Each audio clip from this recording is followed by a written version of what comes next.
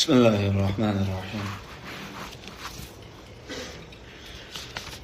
Reciting azan into the ears of a grieved person. If one recites azan in the ear of a grieved person, then his grief and worries shall vanish. Sayyidina Ali radiallahu ta'ala narrated that once the Messenger of Allah sallallahu alayhi wasallam saw me sad. He said, "O son of Abu Talib, do I see you sad?" I said, "Yes." He sallallahu alayhi wasallam then said, فَمَرَّ بَعْدُ أَهْلِهِ يُؤَذِّنُ فِي أُذُنِهِ فَإِنَّهُ دَوَاءٌ لَهُمْ. Tell some of your family members to recite azan into your ear, for this is a cure for grief. Sayyidina Ali radiallahu ta'ala said, this was done and my grief disappeared. Likewise, all the narrators of this hadith have tried this prescription and found it highly effective. Kanzul Ammal, chapter 2, hadith number 658. Reciting azan into the ears of someone whose character changes for the worse. If anyone's character, whether human or animal, changes for the worse, then one should recite azan into his ears. It has been recorded from Sayyidina Ali radiallahu ta'ala that the Messenger of Allah sallallahu alayhi wa sallam said, "Man sa'a khuluquhu min insanin aw dabbatin fa'addinu fi udhunihi." If anyone character changes for the worse and he has bad character, then recite azan into his ears. Mirkatu Sharh Mishhat. Reciting azan when pestered by shaitan. When one feels pestered by shaitan, then one should recite azan aloud, because this causes shaitan to run away. Sayyidina Suhail says, "My father had sent me to Banu Harisa. There was a child or someone with me. We passed by a wall when a voice called the name of my companion. He looked at the wall, but there was nothing. I mentioned this to my father. He said, had I known that something like this would have happened, I would have not sent you. But if you hear a voice, then recite azan. Because I heard Sayyidina Abu Hurairah radiallahu ta'ala report that the Messenger of Allah sallallahu alayhi wa sallam said, if you recite azan, then shaitan runs away." Muslim Sharif. Reciting azan when affected by evil spirits. If one sees an evil spirit, then one should recite azan out loud. One should recite azan aloud. Sayyidina Sa'd ibn Abi Waqqas radiallahu ta'ala narrated, I heard the Messenger of Allah sallallahu alayhi wa sallam said, إِذَا تَغَوَّرَتْ لَكُمَ الْغَيْلَانُ فَأَذِّنُوا. If evil spirits affect you, then recite azan. Musannaf Abdul Razzaq. Some further instances when one should recite azan. Beside the instances mentioned above, it is appropriate to recite the azan at the following occasions. When a fire breaks out. Number 2, when encountering infidel enemies. Number 3, when one gets angry. Number 4, when a traveler forgets his way. Number 4, when someone suffers from a disease, one should recite azan on these occasions. In Imdad al-Fatawa, it has been mentioned that it is sunnah to recite azan on the following occasions. Number 1, before the first prayer. Number 2, reciting the azan into the ears of a newborn child. Number 3, when fire breaks out. Number 4, when fighting the infidels. Number 5, when the devil frights a traveler. Number 6, when one is sad. Number 7, when a traveler forgets his way. Number 8, at times of anger. Number 9, when one suffers from a disease. And number 10, when the character of a person or an animal changes for the worse. This has been mentioned by the author of Radd al-Mukhtar. Radd al-Mukhtar is one of the books that in our fiqh when we were studying ifta, Radd al-Mukhtar is one of the main books by Allama Samir rahimahullah that we use to give fatawa. The azan is mentioned, just a quick point about azan inshallah, and that is that when the child is born, we recite the azan in one ear, we recite the aqama in the other ear.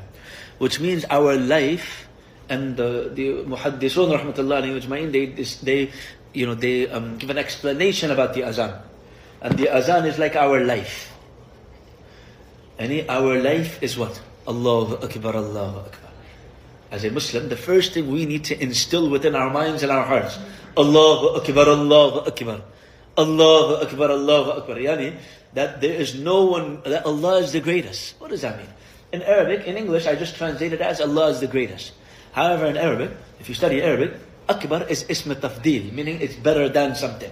So if I say, Ana a'lamu minni, I'm more knowledgeable than you. Or Ana akbaru minni sinnan, I'm older than you in age, for example.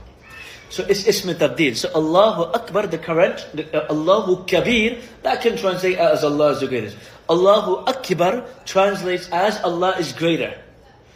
But what comes after Akbar is missing. If I say I'm older, okay, I'm older than who? I didn't say who. I didn't say than who. So Allah just stopped. Allahu Akbar. The ulama say, why Allah said Allahu Akbar? Because Allah is greater than anything you can possibly think of. Anything that can come in your mind, Allah is greater than that. This is salah, this is azan. So we need to instill within our minds, we have to feel it. Not just say it, we have to feel that Allah is greater than anything that comes to my mind. We have to really live a life of Allahu Akbar. So you have to keep doing it. Allahu Akbar, Allahu Akbar, Allahu Akbar. When you have that in your mind, that Allah is the greatest, then you can understand the meaning of Ashhadu an la ilaha illallah. Then you will follow Ashhadu an la ilaha illallah. When someone becomes a Muslim, we want to increase their iman and love for Islam before we tell them the ahkam and the rulings. So Allah is the greatest. Allah is greater than anything I can think of. Then Ashhadu an la ilaha illallah. Then follow the sunnahs of Nabi sallallahu alaihi wasallam. Ashhadu anna Muhammadan Rasulullah. Right? Then what is the most important ibadah? Inna hammal ibadah as-salah. The greatest and the most important of ibadah is as-salah. As mentioned the other day too. When one of the companions, he was getting away from Islam, what is the first thing he did? He stopped coming to the masjid. If Allah removes salah from your life, that person is done. If you have salah, you have everything. You don't have salah, you don't have anything. The greatest of ibadah is salah. So, hayya al-salah, come to salah, come to salah. Then hayya al-falah, hayya al-falah. Now, after you have done your salah, so Allahu Akbar would lead you to Ashhadu an la ilaha illallah. Ashhadu an la ilaha illallah leads you to Ashhadu anna Muhammadan Rasulullah. Ashhadu anna Muhammadan Rasulullah leads you to hayya al-salah. Hayya al-salah leads you to hayya al-falah. Hayya al-falah come to success. Meaning, if you can do salah, then you can do all the other good deeds. So if a person, he learns deen, learns tafsir, learns Quran, learns ahadith, but he doesn't pray, and this person is useless. Salah is first. Do your salah first. Then all the other good deeds. Then Allah tells you, okay, now you studied so much. You know so much about Islam. You did so many good deeds. But don't forget. Don't think that your ibadah, that you praying salah, your tahajjud makes you a great person.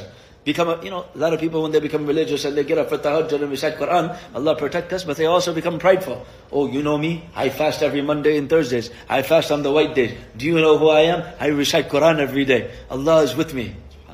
I come for Fajr every day. No, these are all good things. But there's nothing for you to be prideful. Because even Shaitan was a great abid. Shaitan used to do so much ibadah too. So that ibadah should not lead you to pride. So Allah is saying, now you did all of these ibadahs, and you did all of these worship, don't forget, Allahu Akbar, I'm greater than everything. And your life needs to end with La ilaha illallah. Your life needs to end with La ilaha illallah. If your life ends with La ilaha illallah, then you're guaranteed Jannah. May Allah subhanahu wa ta'ala grant us understanding. May Allah subhanahu wa ta'ala make us amongst His righteous and His beloved one. Jazakum Allahu khairan. Wa akhiru da'wana. Alhamdulillahi Rabbil Alameen.